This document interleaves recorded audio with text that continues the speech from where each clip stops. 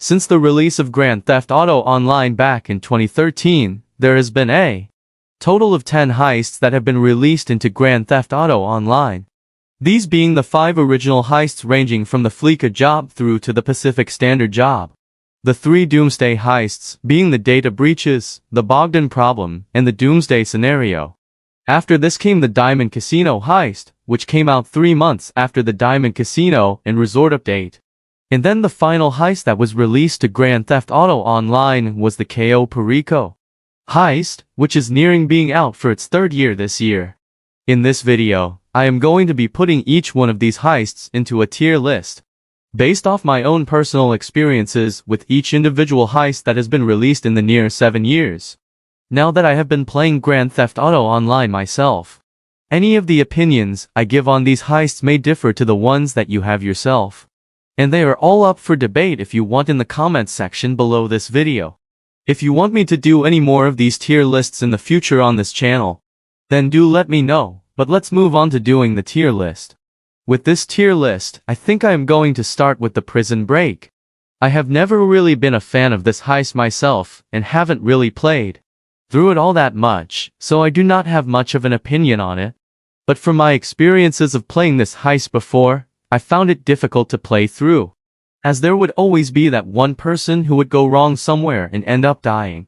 Then it would be a continuous thing throughout the heist to the point where someone in the heist would leave and then you would have to go through the process again. Doing this heist with random players as well is just a completely different ballpark to discuss. But for me, with my own experiences, I am going to have to put this in the trash section. I just don't think this heist is worth playing through, especially if you're playing it for money. With arguably the worst one out of the way, I think it's time to do the series of funding. Since it is next to Prison Break, we may as well. Again, this is one of those heists I do not have much experience with. I never really enjoyed playing through it and never really understood the story behind it. I think it is cool that we have Trevor in for it, and I know a lot of the fanbase prefer Trevor out of the 3 main story mode protagonists. But I'm more of a Michael person myself when it comes to story mode. This heist is better than the Prison Break heist without a shadow of a doubt, but I don't think in my eyes it can go above the decent category.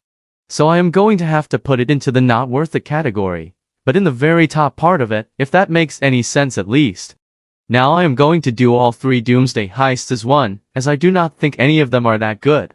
They are all unique heists with all due respect, and they were fun on the first playthrough.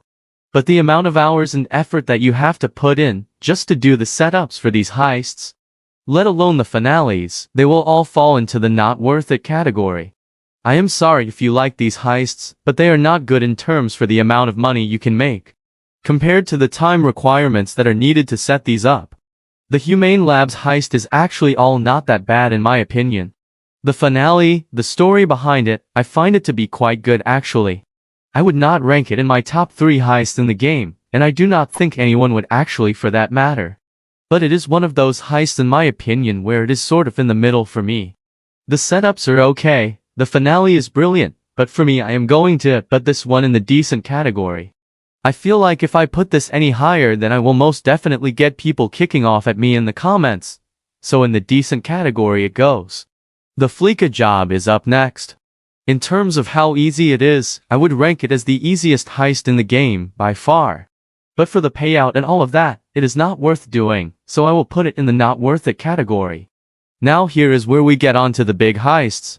We have left the Pacific Standard job, the Diamond Casino heist, and the Cayo Perico heist. I'll do the Pacific Standard job next, and leave the 2 most recent heists until last. So the Pacific Standard job is a bank robbery of the biggest bank in the game.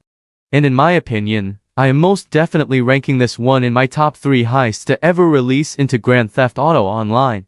The finale is simple, but due to the magnitude of the heist, and how unique that Rockstar made the heist finale, I am going to have to put it in the good category. And that is because I am going to have to put the Diamond Casino heist and the Cayo Perico heist in the best category. Both of these heists are by far the best and most entertaining heists to ever release into a Grand Theft Auto game, and you can't tell me otherwise. The way these heists were made were absolutely amazing. I have not one bad thing to say about the pair of these heists. They are really easy to set up, really easy to complete, and are both two of the best paying heists in Grand Theft Auto Online. That is why I am ranking them in the best category. I think that is it for this tier list. If you would like to leave how you would rank these heists, then do make sure to put them in the comments, and I will try to get back to as many of you as possible. Make sure that you leave a like on this video, and if you could subscribe to the channel, it would be much appreciated.